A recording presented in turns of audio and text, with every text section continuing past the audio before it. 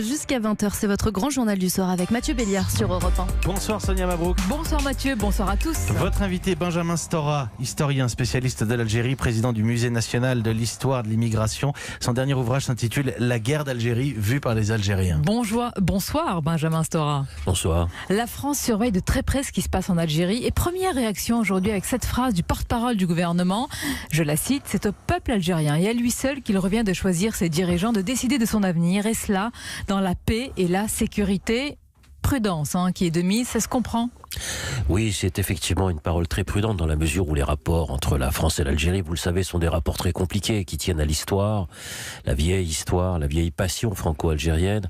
Si l'ancien pays colonisateur réclame plus de liberté, on l'accusera d'être en situation d'ingérence. S'il se tait, on l'accusera de soutenir le pouvoir algérien. Alors comment faire ?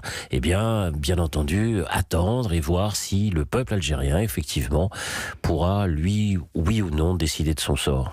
Oui, justement, vous avez dit s'il se tait, mais il est vrai que depuis des mois et des semaines, alors qu'on attendait s'il allait y avoir ce 5e mandat ou pas, il n'y a pas eu un mot, justement, pas une mise en garde, rien. Est-ce que ça veut dire, au-delà du fait qu'ils ne veulent pas s'ingérer, que Bouteflika reste pour la France et au-delà pour l'Europe la solution du statu quo, de la continuité, de la stabilité, tout simplement ?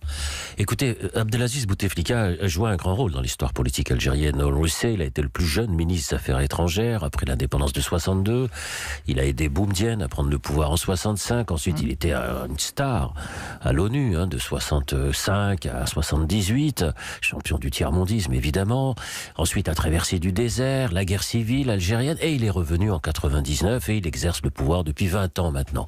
C'est donc un personnage qui a traversé l'ensemble de l'histoire algérienne dans toutes ses séquences historiques. Et si je dis cela, c'est parce que les Algériens, disons, généralement ne lui en veulent pas particulièrement. C'est pas le problème. C'est la question, disons, du 5e mandat qui est problématique. À partir de là, bien sûr, la position française, ça a été de suivre, d'accompagner, de coller, disons, à ce personnage, c'est vrai, qui a, à un moment donné, ne l'oublions pas quand même, ramené la paix civile en Algérie, bien sûr, donc à assurer une certaine stabilité, et à partir de là, la politique étrangère française... D'ailleurs, les plus anciens en Algérie ne l'oublient pas, mais qu'en est-il de la jeunesse, des plus jeunes qui connaissent, d'ailleurs, qui n'ont connu que Bouteflika ? Quand on écoute les slogans des manifestants, c'est vrai, vous avez raison, il y a ce rejet du 5e mandat, mais pas une si grande hostilité par rapport à Bouteflika. Il aurait pu décider de partir, de sortir par le haut en expliquant que sa santé ne lui permettait pas de rester. Mais voilà, non, c'est l'inverse qui se passe.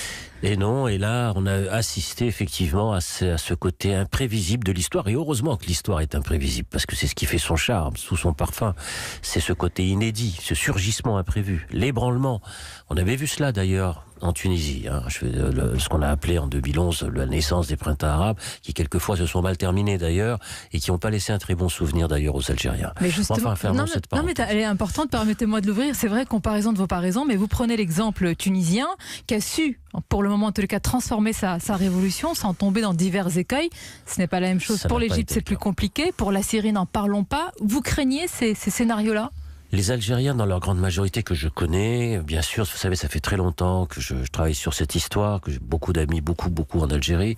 Effectivement, ils sont hésitants à cause de ce qu'ils ont vécu. D'abord, la guerre civile algérienne, des années 90, la décennie sanglante. Traumatisme. Ah oui, plus de 100 000 morts, c'est pas n'importe quoi. Et puis l'issue de ce qu'on a appelé les printemps arabes, qui ne sont pas, disons, des choses favorables.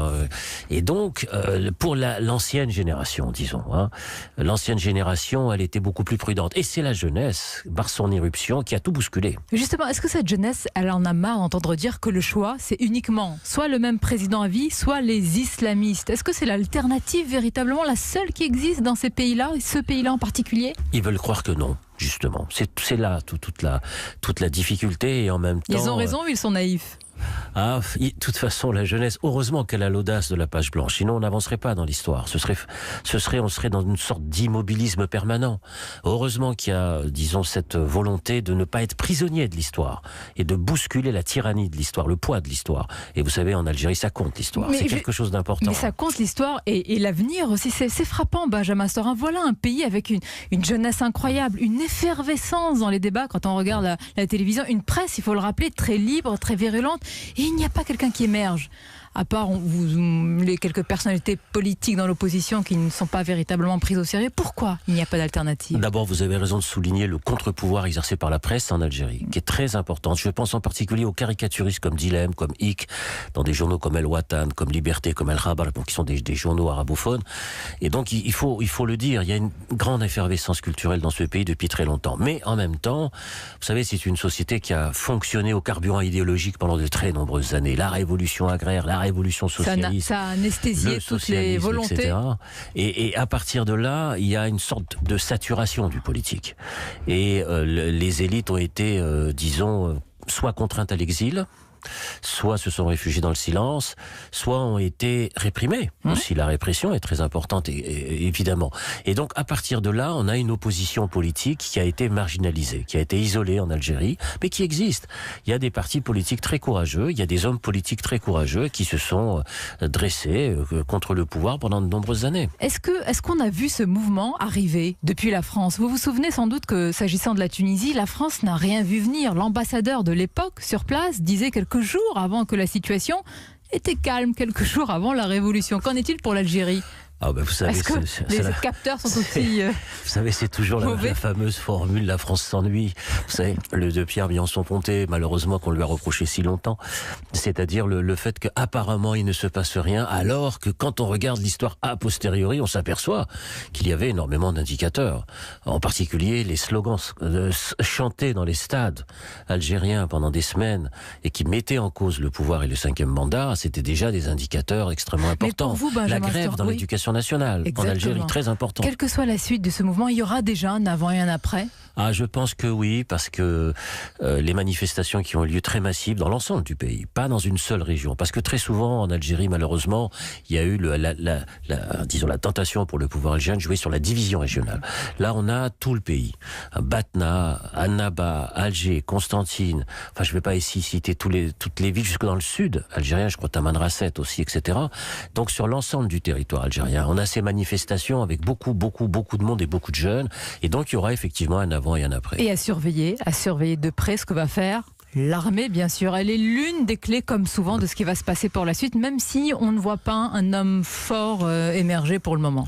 Oui, il faudra suivre l'évolution, bien sûr, de l'armée, qui est très occupée aux frontières, quand même. L'armée algérienne est très mobilisée au Sahara, en particulier, car l'Algérie a énormément de frontières sahariennes avec le Mali, le Niger, la Libye. Enfin, je ne vais pas ici énumérer.